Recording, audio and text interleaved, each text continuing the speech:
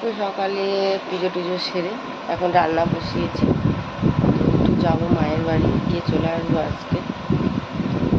রান্না হচ্ছে, দেখো ছেলে ঘুমাচ্ছে।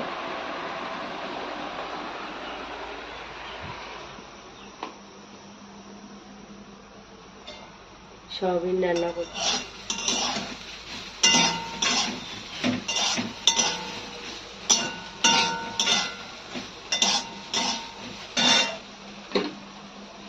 আলু দিয়ে সয়াবিন, একটাই তরকারি।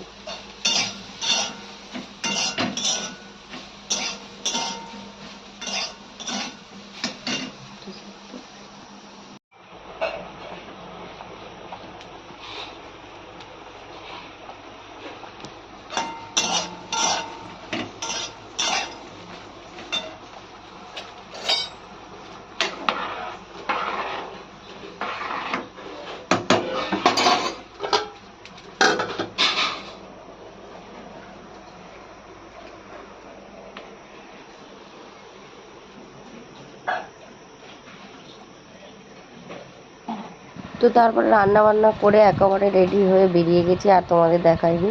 তো এখন দেখো স্টেশনে এসে দাঁড়িয়ে আছি, এখনও ট্রেন আসেনি। আমি আস্তে আস্তে একটা ট্রেন বেরিয়ে গেছে, এবারে সেই 40 মিনিট পর। তো চলো পরে আবার দেখা হচ্ছে। তো তারপরে পৌঁছে গেলাম ওখানে, গিয়ে দেখো এই বসে আছি ঝিমাদের বাড়িতে। আর গরম বলেই মন্দির, এখানে একটা বড় মন্দিরে বসে আছে। আর দেখো এই ঝিমা, হ্যাঁ, তো এটা হচ্ছে কি আমার ঝিমার দিদি, ইনি হচ্ছে কি গুরুমা।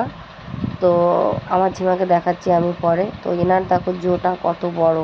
এনাকে আমি ছোটোবেলায় যখন দেখেছি, এনার মাথায় কত চুল।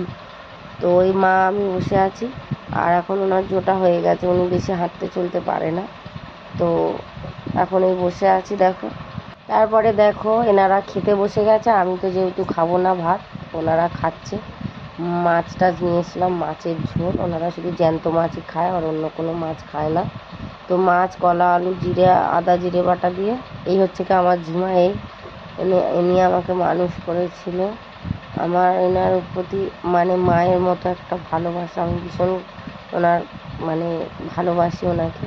আর এনাদের ঘর বাড়িটা একটু ঘুরিয়ে দেখাচ্ছি দেখো। এই হচ্ছে ওনাদের ছোট্ট একটা সংসার, যেখানে কষ্ট নেই, দুঃখ নেই, কোনো মানে হ্যাপক দামি কিছু জিনিস নেই, কিন্তু মানে অগাধ শান্তি এখানে। ওনারা যেটুকু পায় ঈশ্বরের কৃপায় ওনারা খুশি। তো চলো, তো তোমাদের ভিডিওটা কেমন লাগলো জানা।